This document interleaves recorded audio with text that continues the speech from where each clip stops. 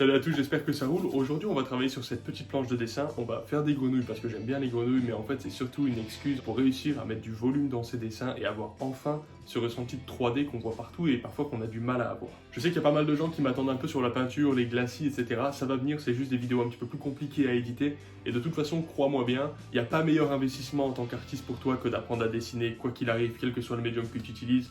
Le dessin, c'est la fondation, c'est la base, et par conséquent, quelques heures de dessin investies, ça va changer de façon drastique la façon dont tu vas approcher la peinture après, etc. Donc voilà, tu vas voir, c'est pas très compliqué, j'explique tout, c'est une démarche transparente. Mon but, c'est simplement de partager avec ceux que ça intéresse. Donc prends un crayon, une feuille, abonne-toi à la chaîne, et puis on va commencer de suite. Bon allez, la première, on en prend une facile pour s'échauffer. On va essayer de repérer un petit peu la forme générale de l'animal, tranquille, juste histoire d'avoir un petit peu la zone que ça va occuper sur la page. Donc tu peux utiliser ton stylo pour faire comme ça, pour repérer les angles et puis pour les reporter. Tu peux aussi faire droit, et là ça te dit que par exemple par rapport à l'horizontale, cet angle ici, il descend un petit peu. Ce genre de truc. Là on va pas trop prendre de mesures aujourd'hui, mais dans l'idée tu peux faire ça. Là, tu vois, on peut voir que là la largeur, en fait on va faire en sorte que ça se ressente comme étant un volume. Tu vois, comme d'habitude je mets ces fameuses lignes comme ça, traverse le tout, et là on voit bien le haut de la grenouille en fait, on a une vue de dessus. Donc là on peut faire notre axe central qui va représenter le centre en fait de l'animal.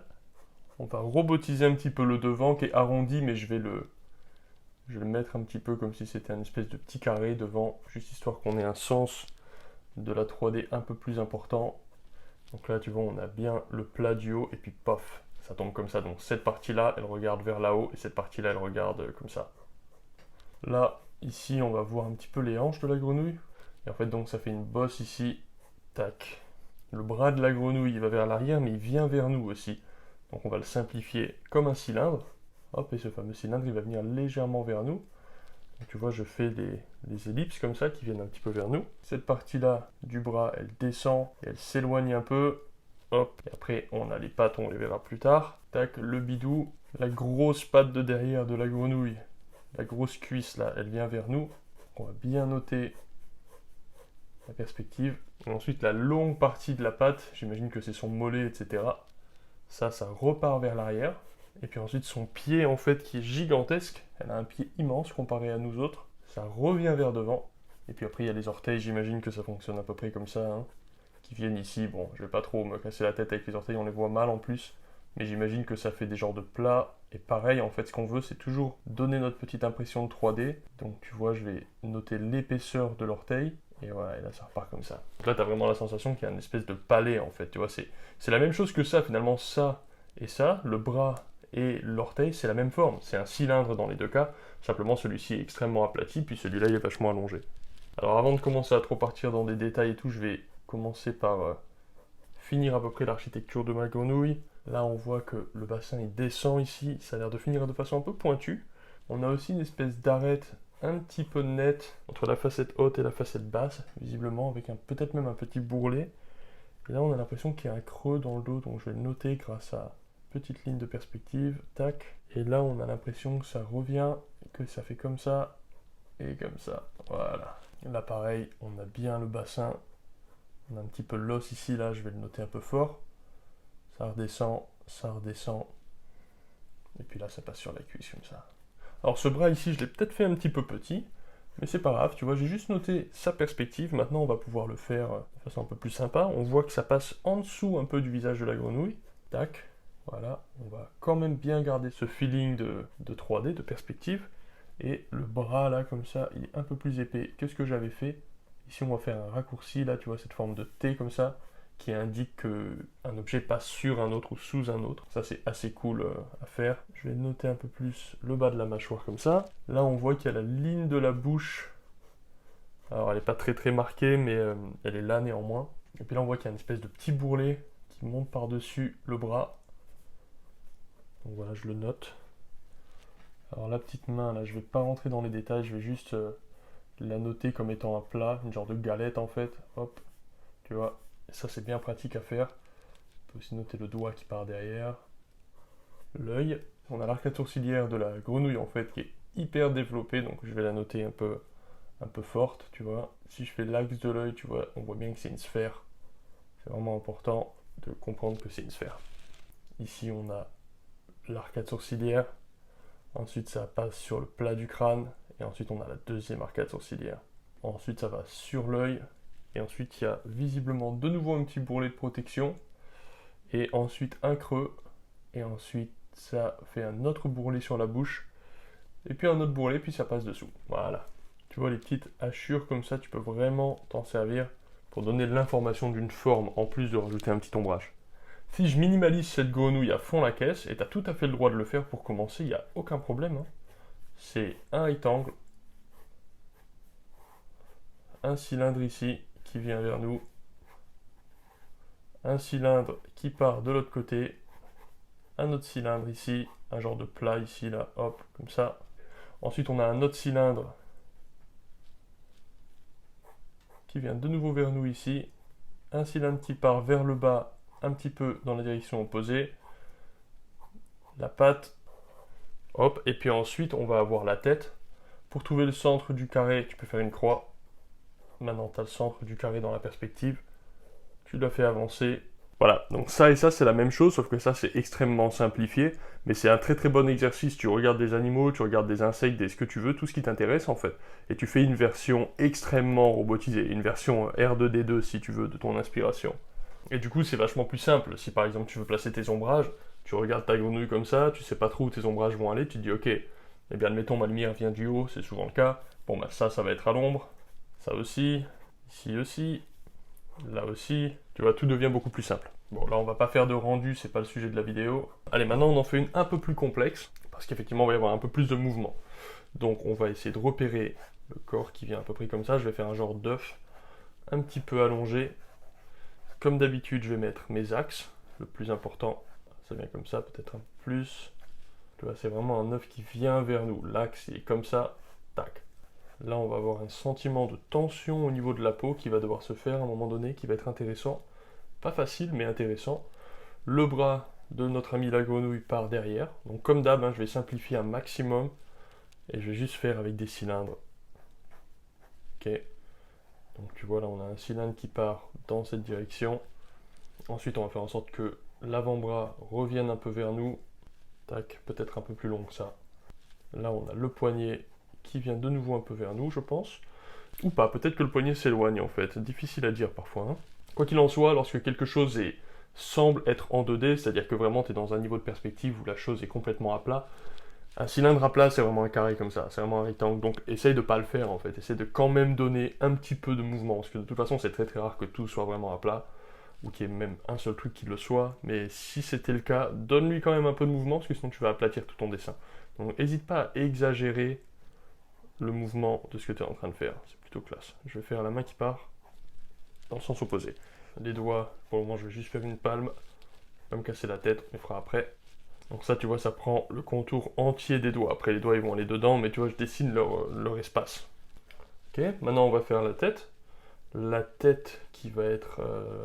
je vais faire 2-3 lignes, un petit peu de perspective, histoire de mettre la boîte dans un contexte qui est bon. On va la faire partir bien devant. Et puis là, comme ça, on voit que le bas de la mâchoire se relie au bas du bras ici, par un mouvement par la peau, en fait, par la torsion du corps de la bête. Ce qui est plutôt stylé. Et ensuite, le visage, ça va être le museau comme ça, un genre de rectangle, avec sa part en haut comme ça. Et puis on a les yeux. Tu vois, tu fais comme ça une mécanisation. Donc les yeux, c'est 2 globes, même si celui de derrière, on ne le voit pas, il y a quand même un globe à l'intérieur, donc ça vaut le coup de le noter. Et ensuite, on va avoir la partie chair en fait qui protège notre ami le globe oculaire. Tu vois devant là, hop. Et là, ça vient ici. Il faut vraiment, encore une fois, toujours essayer de ne pas perdre le ressenti de la 3D. Dès que tu sens que tu commences à partir un peu en 2D, note des axes. Tu vois là, il y a un axe central qui vient sur la tête. Voilà, fais quelque chose qui va te permettre de noter ta 3D. Donc là, sur le museau, il y a un axe central aussi. Elle est sympathique cette petite grenouille. On va essayer de lui laisser cet aspect un peu cool. Les yeux sont énormissimes. Là pareil, hein, l'œil c'est une sphère, donc je peux rajouter aussi des axes qui illustrent ce fait. La narine, la deuxième narine ici, on va exagérer un peu la forme histoire qu'on comprenne ce qui se passe. Là on a un pli en dessous de l'œil et ça vient là-bas comme ça. Et là on peut commencer à voir un petit peu la perspective de la forme ici. Ça regarde vers le haut. Ça regarde vraiment dans notre direction. Ensuite, ça repenche un petit peu, visiblement. Ça repenche un peu vers le haut sans aller trop loin. Et puis, ça descend sur la bouche, évidemment. Et puis ensuite, on a un plat qui a l'air de regarder plutôt vers le haut. Et puis, d'un seul coup, ça part là-bas. D'un seul coup, ça chute. Ça a l'air d'être comme ça. C'est plutôt rigolo comme bestiole. En plus, avec la ligne, on dirait un peu un museau de vache. C'est assez rigolo. Là, on va essayer de donner un peu cet aspect de tension de la peau ici. Cette partie de peau qui est sur l'œil, on voit bien qu'elle est posée sur le globe oculaire, donc faut pas que j'hésite à faire une petite épaisseur par-dessus le globe oculaire. Tu vois, tac, et le faire bien tourner autour. Tu vois, ça tourne à l'intérieur, comme ça, tac. Tu vois, la partie qui couvre l'œil, elle est vraiment dans la perspective, elle part de devant comme ça, et elle part derrière. Ça, c'est vraiment hyper important. Quand tu arrives à maîtriser ce genre de truc dans les formes et que en plus tu vas maîtriser tout ce qui est de l'ordre de la perspective atmosphérique, dans l'intensité des couleurs, etc., ben là c'est le combo gagnant si tu veux. Quand tu maîtrises que l'un ou que l'autre, ben, t'es forcément un petit peu à la bourre en fait. Donc c'est pour ça que dans mes vidéos, je fais en sorte d'essayer d'expliquer un maximum les deux aspects. Perspective atmosphérique et tout, couleur et tout, et puis le dessin quoi, le dessin pur. Normalement ça doit suffire à rendre un aspect de perspective. Et souvent, une erreur qu'on fait, et que moi je fais aussi, que j'ai eu beaucoup fait, que j'essaie de corriger, c'est de faire en fait, par exemple dans les paysages, que des plans de 2D qui se superposent, et il n'y a pas de 3D, et on fait en fait la profondeur que grâce à la perspective atmosphérique. Ça marche, plus ou moins, mais si tu veux avoir un vrai résultat, avec une vraie profondeur, il faut réussir à dessiner comme ça, avec cette sensation de 3D, que grâce aux lignes en fait. Alors là, on a l'axe central de la tête de notre ami que j'ai envie de noter. Toujours, hein, ça c'est vraiment super cool de le noter. Il est là. On peut voir que là il y a un petit bulbe devant. Hop, voilà, ça doit être un peu l'épaisseur de la lèvre. Et ensuite, ça va derrière. Et là, évidemment, bah, c'est le dos hein, de la bestiole. On voit qu'il y a un os là qui dépasse un peu. Je vais le noter aussi. Là aussi, il y a un os qui dépasse pas mal visiblement. Là-bas, ça part dans cette direction. Et ensuite, à partir du bras, c'est là où ça commence à partir dans la direction opposée à notre point d'observation. Je vais essayer de donner une forme au bras un petit peu plus sérieuse. L'avant-bras est super balèze, hein. Putain, ils ont un sacré avant-bras ces grenouilles. Peut-être ça les aide à sauter. Et ils ont des tout petits biceps les gars. Après j'imagine que pour les grenouilles avoir des avant-bras comme ça c'est sexy. C'est vrai qu'on a une forme un peu carrée là au niveau de l'avant-bras, on voit que c'est un peu plus carré. Donc je vais noter ça grâce à ces fameuses lignes de contour. Le bras du bas vient clairement vers nous, il part à peu près d'ici je pense, et on va faire ce bras un peu bizarre. Tac, et on va aussi noter la jambe qui est derrière, qui passe là et qui vient devant aussi. Donc la jambe pareil, hein, toujours pareil, c'est un cylindre. Et ensuite tu raffines de plus en plus ta forme jusqu'à réussir à trouver la forme qui appartient à la grenouille. Typiquement là sur la jambe, on a fait un cylindre et ensuite on peut voir qu'il y a l'os qui se montre bien ici, je pense que c'est l'os en tout cas. Donc ça fait une belle courbe, ensuite c'est plat. Ensuite ça remonte, et ensuite ça redescend visiblement, tac, pour faire une forme un peu comme ça, là, tu vois. Ensuite ici, on a l'air d'avoir l'os qui vient là, on a visiblement, il y a une espèce de carré ici. En général, les genoux, c'est ça, hein. T'as un cylindre, deux cylindres, et au milieu, tu peux faire un espèce de cube au milieu ou de rectangle. Pardon, c'est hyper mal fait ce que je suis en train de faire, désolé. Mais voilà, c'est pour montrer que là, tu as la cuisse, là, tu as le mollet, et au milieu, pour simplifier, tu peux faire un rectangle comme ça, ou un cube. Et donc, tu vas avoir cet aspect de, voilà, le genou cagneux un petit peu, tu vois, le côté un peu anguleux du genou va se montrer facilement comme ça. Reprenons. Ensuite, on a l'articulation du bas, qu'on sent assez bien aussi. On peut voir qu'il n'y a pas beaucoup de chair à cet endroit de la grenouille. Et puis ensuite, la partie du mollet, si on peut dire, part de l'autre côté. Tac, tac, tac, elle part comme ça, dans cette direction. Alors désolé, j'aime bien faire mes petites flèches, mais je trouve qu'elles sont bien explicites. Tac, là on a la main qui vient ici. Alors là, elle est un peu bizarre, la main de la grenouille, j'avoue, c'est chaud. Franchement, avoir une main comme ça, c'est chaud. On va le faire quand même, hein. Le créateur, il s'est pas fait une cheville sur ce coup-là. Et là, de nouveau, je sais pas comment elle fait la grenouille, mais de nouveau, on voit que son pied revient devant. Donc attends, je vais essayer de définir un peu plus cette feuille-là, parce que la grenouille est posée sur quelque chose. Voilà, on va dire que c'est cette ligne. Et en fait, on voit bien que là, son pied, en fait, il doit partir comme ça derrière. Et ensuite, il y a un autre bout de son pied qui revient devant. Donc en fait, tu as vraiment une espèce d'éclair comme ça qui se fait. Et donc ça vient un peu plus vers nous. Donc on verra un peu plus le devant des palmes ici. peu plus le devant des orteils, entre guillemets. Donc je vais faire juste des petits... il y a combien? 4 doigts, et puis ils sont un peu chelous, mais pareil, je vais les minimaliser, donc je vais faire des micro-cylindres, ou on va dire plutôt des galettes, en fait, dans un premier temps. Selon le lieu où tu montres l'épaisseur, ben, c'est ça qui va déterminer la position de l'objet. Mais pareil, hein, si tu as envie de faire des axes et tout, n'hésite pas, surtout.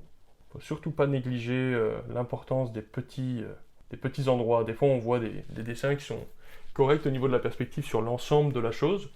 Et puis quand tu commences à regarder les petits détails à droite à gauche, tu te rends compte que c'est complètement de traviole. Et franchement, c'est dommage parce que si tu es capable de faire les grosses formes correctement, comme ça par exemple, ça veut dire que tu es aussi capable de faire les petites. Simplement, tu t'as pas eu envie de te casser le bulbe trop. Et c'est dommage parce que ça fait la différence entre un dessin un peu classe et puis un dessin moins classe. Après, on fait ce qu'on peut, hein, je veux dire, des erreurs, ça arrive tout le temps. Moi, je fais que ça, des erreurs. Bon, tu vois l'idée, on ressent effectivement sa perspective, ce qui était quand même un peu l'objectif. Allez, on va retourner sur cette main un petit peu, pourquoi pas. Hein. Là, on voit qu'il y a une espèce d'os, donc tu vois, je l'ai vu, je le note. Ensuite, ça repart dans l'autre sens, et je vais juste faire mes petits palets, là, comme on avait dit. Bon, c'est pas les mains les plus folles, hein, faut être honnête. Mais bon, en même temps, il faut dire que le mec, il est pas aidé par la nature de base. Ensuite, tiens, on va remettre un petit peu un coup sur le corps ici, parce que c'est pas mal, on voit qu'il y a un beau mouvement là, qu'il y a un beau mouvement cylindrique. Comme ça, on a bien envie qu'on ressente cette forme tridimensionnelle ici, perso. Voilà. En dessous, on peut voir aussi qu'il y a un creux ici. Hein. Donc, juste le noter avec des petits traits, comme d'hab. On voit qu'il y a une espèce de début où en fait il y a des couleurs un petit peu bizarres. Alors tu as compris, le but de cet exercice, c'est pas du tout de commencer à noter les couleurs ou les formes, ou par exemple si tu fais un zèbre, là le but c'est pas de faire le dessin des taches du zèbre, on est d'accord. C'est de noter la forme en 3D, un peu comme un microscope électronique à balayage qui ne note que les volumes en fait. Si ta petite grenouille elle a des poids, ou elle a des cœurs, ou elle a des changements de couleur comme un caméléon et tout, c'est pas le moment d'y penser. Alors là, tu as vu, il y a une espèce de trou en dessous de l'œil là, je vais le noter comme ça. C'est un peu brutal comme note, mais ça se fait. Là, on va avoir aussi l'épaisseur de la paupière, à cet endroit-là, comme ça.